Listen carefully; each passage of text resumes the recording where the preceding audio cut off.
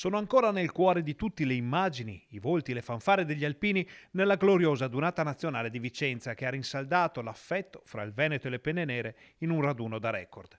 Le ultime note di 33 risuonano ancora sotto i portici della Basilica Palladiana e già è tempo di pensare al futuro. E se il futuro prossimo è la Dunata Nazionale di Biella dell'anno che verrà, il 2026 si tinge dei colori di una terra in cui il mare, i monti e il cielo si danno la mano. Il Consiglio direttivo nazionale dell'Associazione degli Alpini ha deciso infatti che la Dunata Nazionale del 2026 si terrà a Genova, scegliendo il capoluogo ligure e scartando quindi le candidature di Brescia e Matera. Gli alpini tornano a Genova per la quinta volta, l'ultima appena nel 2001, ma sono in molti a scommettere che la terra veneta è pronta a ricevere una nuova investitura entro il 2030. Probabilmente non sarà, come molti sperano, la volta di Bassano del Grappa, che invece sembra avere un certo vantaggio sulle concorrenti per l'organizzazione del raduno Triveneto del 2028.